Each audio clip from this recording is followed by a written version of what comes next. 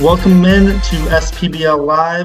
It is Carson and Garrett here with you tonight, and we will be revealing which teams will be playing each other twice this season.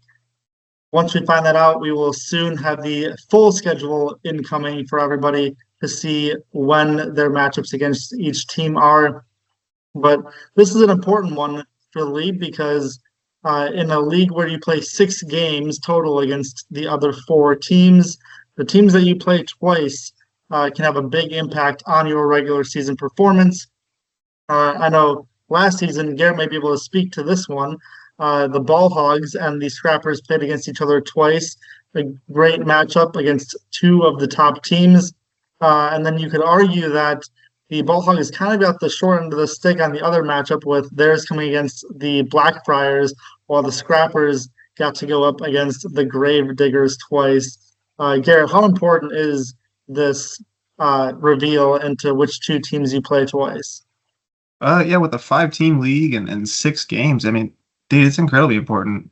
When we got our schedule, we were thinking like, man, we really got to fight to make the playoffs, because our schedule was so bad. But no, it's incredibly important because one game can really change everything from the 1 seed to the 5 seed, right? So, and matchups are key too. Some people counter your entire game, and you just get short end of the stick, like you mentioned. So these are really important. I'm really excited to see these matchups, and I hope no one gets screwed like we did last year. Still, despite the drawing that short end of the stick, you managed to get the 3 seed and went on to beat both of the teams that you played in the regular season twice, maybe even getting a little bit of a boost from your familiarity with each of them en route to a dominant championship performance. So right now we have all 10 potential matchups on the screen. 5 of them will be chosen. Each team will have 2 matchups that are against 2 other teams. So once a team is selected twice, they will be removed, and we will reveal each matchup that is going to be happening twice here this season. Without further ado, the first matchup to happen twice will be the Mean Machine and the Gunslingers. The Mean Machine, led by newcomer Jack Flynn, paired up with the duo of Hunter and Travis, along with Rob. While the Gunslingers have the duo of the Keena's cousins, Joe and David Keena, accompanied by Sam Satterwhite and Bo Hightower. Garrett, what are your initial thoughts on this matchup? I think it's going to be fun. 2 big newcomers coming in, going against each other twice now. So I do kind of hate it because, I'd like them to play people who've been in the league twice as much, but the newcomers going at it twice, I think it's going to be really fun. This matchup is really good. I really do like these 2 teams playing against each other. It's probably the one I would choose the most, I think. Just because the newcomers are coming in, they can go against each other. And a lot of question marks on these teams, man. David Keena, Joe Keena, how are they going to play together with Bo and Sam and Jack's team? Is he going to lead them all the way?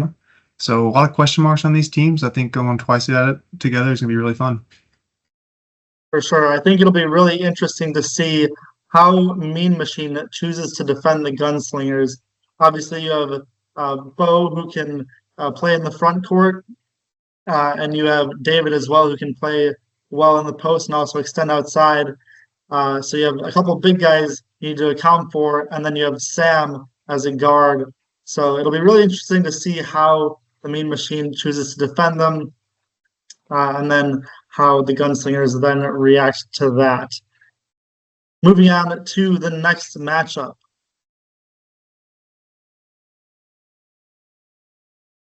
We have the Ball Hogs versus the Gunslingers. So right away, the Gunslingers find their 2 opponents for the season. It will be the Mean Machine and the Ball Hogs. The Ball Hogs, obviously, the championship-winning team from last season, of course, losing Garrett, but picking up Wilson Parker, who is quote-unquote the Garrett replacement for this season, much to Garrett's dismay. But knowing that you were on this team last year and having a good sense of how they function. How do you think they stack up against these gunslingers? I actually think they match up very well. I think they will attack Joe and David down low. Because I'm just thinking, I mean, Bo's probably going to guard Wilson, and Sam's probably going to guard maybe Luke, and then you got Josh and Zach on David and Joe. I think they can utilize that, man. Just the way we played last year, I think they're going to go after that and get the switches. So I think it's going to be a tough matchup for the Gunslingers. I agree. I think, especially the chemistry aspect of the ball hogs, it's very clear how important chemistry was last year, and it's going to be very interesting to see how they bring in Wilson this year. But knowing that the other three are used to playing with each other, whereas these gunslingers have a bit of a learning curve, to say the least, ahead of them.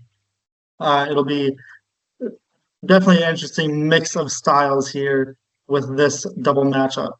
So as mentioned, the Gunslingers have both of their matchups picked. So from here on, no more Gunslinger matchups will be selected.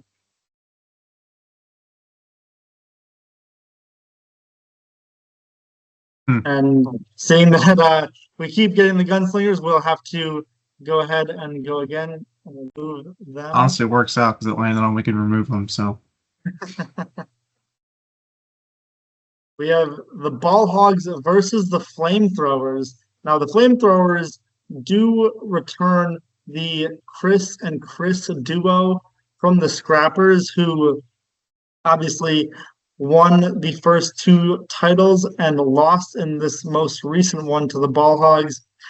So this is a pseudo championship rematch. Obviously, both teams getting a bit of a facelift. Knowing that the duo of Chris and Chris has been together for so long. They have the chemistry. Now they bring in Nate Smith.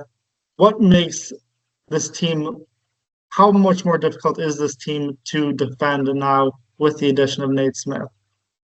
it's incredibly hard with Nate spreading the floor out. Chris can just get one on one to the basket, and that's just a brutal combo. So you can't have someone helping all the time.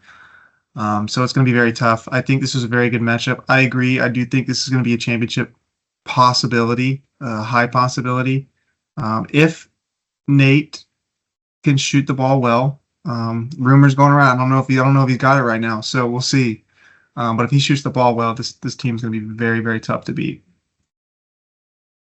Definitely. I think adding a real floor spacer in Nate is going to be really important for Chris's ability as well. Chris had Logan in his first year. He had Steven on his team in the next year, and then this most recent year, he didn't really have as much of an outside threat. They picked up Michael in as a newcomer, and it didn't really pan out quite as well as the first two seasons. I think Chris having that extra shooter on the team really helps to spread the floor for him and attack the paint, which is obviously a very strong aspect of his game. For We sure. have So that wraps up the Ball Hogs matchups. The Ball Hogs have their two matchups as the Gunslingers and the Flamethrowers. That leaves only two more matchups to be revealed. The first of which will be Oh no. Gunslingers all the way off the board now.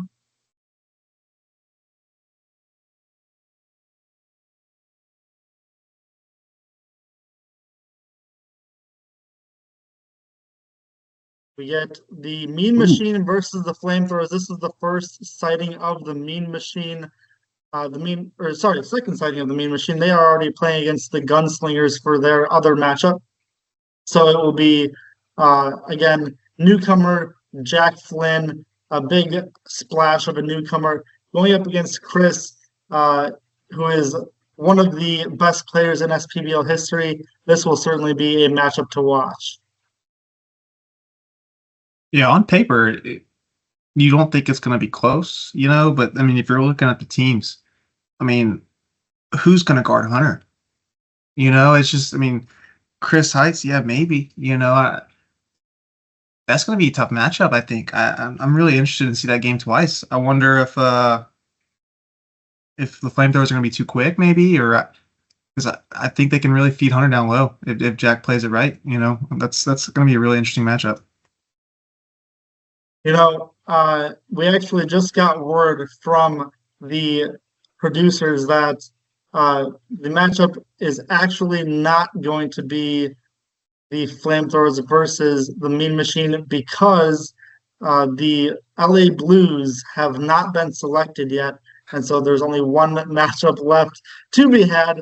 So the LA Blues will actually be facing off against the Mean Machine for one of their matchups, as well as the Flamethrowers for their other matchup. So the Flamethrowers and or the Mean Machine, you could argue, dodge a bullet with that one, not having to play each other there. Instead, each of them will be facing off against the LA Blues. So those are all of your matchups. We have the LA Blues will be playing the Mean Machine and the Flamethrowers twice. The Flamethrowers will be playing the Ball Hogs and the LA Blues twice. The Gunslingers will be playing against the Mean Machine and the Ball Hogs twice. The Ball Hogs will be playing against the Gunslingers and the Flamethrowers twice. And lastly, the Mean Machine will be playing against the Gunslingers and the LA Blues twice. So those are all of your double matchups for this season upcoming. Apologies for the technical difficulties associated there as we were trying to select all these matchups live for you. So looking at all of these matchups now that we have in front of us, which one overall are you most intrigued with? Obviously, each team will play everybody, but of the double matchups, which one are you most intrigued with? Which one do you think maybe is the most even or the most lopsided? I think the most even would probably be like, I don't really think anyone got messed up. I don't think anyone got screwed this time. I think it's really even throughout. I think my favorite matchup is the first one. I'm really excited about the Mean Machine versus the Gunslingers 2 times. The newcomers coming in. There's so many question marks. You don't know how they're going to play. You don't know how they're going to respond to each other. So I'm really excited about that one. And I do think the Ball Hogs, every game they have is pretty entertaining against the Gunslingers and the Flamethrowers. So I think if anyone got the worst end, I guess it would be the Ball Hogs 2 years in a row. Not shocked, not shocked at all. But I think they probably got the worst end of it. And I'm gonna be honest, I think the Mean Machine probably got the easiest. And if I had to choose, because you got a big team, the Gunslingers, question marks, we don't know, and then the LA Blues, I don't know yet. I don't know how they play. So Neil and Nate, I don't know if they mesh well or not. So I think the Mean Machine probably got the easiest, but I do think the most fun is going to watch is the Gunslingers versus the Mean Machine. I think you're right. The LA Blues and the Gunslingers are probably the toughest two teams to project how they will be playing this season. Obviously, some good talent on both of them, but they will need to definitely work out some kinks early on in the season to try to mesh well together. And if the Mean Machine is able to draw some early matchups against them, given that they play each one twice, there's a chance that the Mean Machine could be racking up some early wins in the process. Obviously, each team is none of the teams are completely the same as last season, so each team will have some level of teamwork and cohesion that needs to be worked on. But to your point, the Mean Machine do play the two that are the toughest to project. The Flamethrowers playing against the Ball Hogs, I think, is a very interesting one. I know even though that you are not on the team anymore, Chris is definitely going to be circling that matchup, both matchups against them as big ones on the calendar for himself, knowing how much he wanted to win that title last year. And he's going to be going all out to try to prove that the Ball Hogs are not the same as they were last year. They don't have Garrett anymore. Now it's up to Wilson to carry that mantle and bring home another championship. Yeah, it'll be fun. I do think the most fun about this off season is just the buzz that's going around of all the rumors that this person's in shape, this person's not in shape, and you just have no idea until you go out there and see game one. Right, and as an insider yourself, you mentioned some of the rumors that you've been hearing about certain players. Do you have any good rumors that you may be able to share with the audience? Not necessarily about, it could be about a specific player or specific players, um, or anything you've heard about the developments in the league. I don't want to get anybody in trouble, so I'm not going to say too much. I do think the ball hogs are in very good shape, from what I hear. I know basketball stamina is one thing different than running stamina, but from what I hear, I hear the ball hogs are really, really excited and ready to go. Definitely, and I guess I can give one myself a bit of an insider take. I've heard that the flamethrowers might need some work to do going into this season.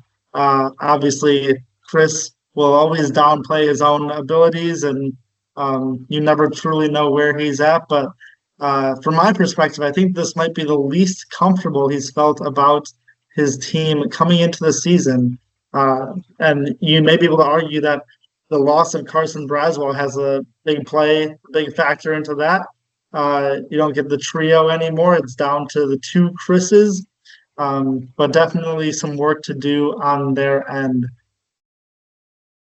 Yeah, it's tough losing Carson because Chris he likes to tell you what you're doing right and tell you what you're doing wrong. And Carson was a guy that he you could tell him and he would just do it, man. He would just go out and do what he's told, do his mission. Give him a mission, he's going to do it. So, and it's hard for Chris to lose that guy, lose that discipline. So we'll see we'll see if he molds Josh into that new Carson. We'll see. Right? Yeah, Carson was obviously a key player of those two championship teams. And now we might be getting him on some podcasts this season, maybe some broadcasts as well. Should be an exciting season for the SPBL as well as on the media side. We'll have a lot of fun planned for this season. The next episode will be the full schedule reveal. We'll have some good uh, ideas cooked up for that episode, as well as more people on the broadcast. But tonight, everyone found out their double matchup. So, with that, thank you for tuning in, and we will see you next time on SPBL Live.